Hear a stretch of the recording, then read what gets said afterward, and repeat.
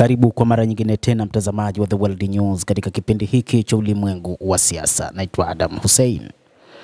Marekani imevujisha tena siri za serikali juu ya kuishambulia Yemen, hasa kundi la wapiganaji wa Kihouthi. Uvujaji huu wakati huu ni kupitia mkuu wa Pentagon ambaye amechapisha kwenye kundi la pili taarifa nyeti za siri juu ya mipango ya kuishambulia Yemen, hasa kundi lake la wapiganaji wa Kihouthi. Waziri wa ulinzi wa Marekani Pete Hegseth anadaiwa kutoa siri za namna ambavyo serikali ya Marekani ilitaka kuwashambulia Wahouthi huko Yemen. Alitoa maelezo juu ya shambulio la Machi dhidi ya wapiganaji wa Kihouthi wanaodaiwa kusaidiwa na Iran katika kundi la ujumbe mfupi ambalo limemjumuisha mkewe, kaka yake na wakili wake binafsi. Chanzo kinachofahamu suala hilo kimeiambia Reuters siku ya Jumapili.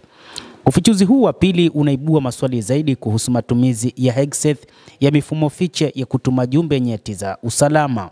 Suala hilo limekuja katika wakati mgumu kwake, kwani maafisa wakuu wamefukuzwa huko Pentagon wiki iliyopita kama sehemu ya uchunguzi wa ndani wa uvujaji wa taarifa. Katika mazungumzo ya pili kwenye kundi la mtandao wa Signal, Hegseth alitoa maelezo ya shambulio sawa na yale yaliyofichuliwa mwezi uliopita na jarida la The Atlantic baada ya mhariri wake mkuu Jeffrey Goldberg kujumuishwa kwenye kundi la Signal kimakosa katika tukio la aibu linalohusisha maafisa wote wakuu wa usalama wa taifa wa Rais Donald Trump.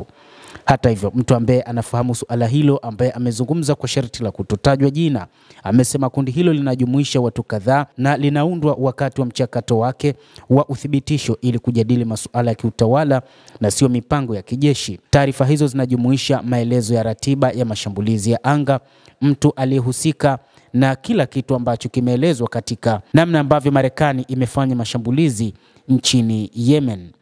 Mke wa Hegseth, Jennifer, mtayarishaji wa zamani wa Fox News, amehudhuria mikutano nyeti na maafisa wa kijeshi wa kigeni, kulingana na picha ambazo Pentagon imechapisha hadharani.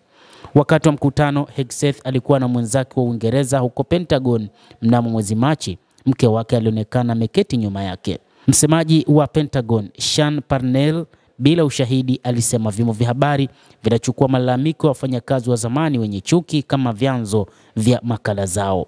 Watunga sheria wa chama cha Democratic wanataka Hegseth aondolewe kwenye wadhifa wake kutokana na hali ya uvujishaji wa taarifa nyeti za kiserikali. Mtazamaji, endelea kutufuatilia na usisahau kulike, kucomment na kusubscribe channel yetu hii. Mimi ni Adam Hussein, endelea kuwa nasi wakati wote, endelea kutufuatilia.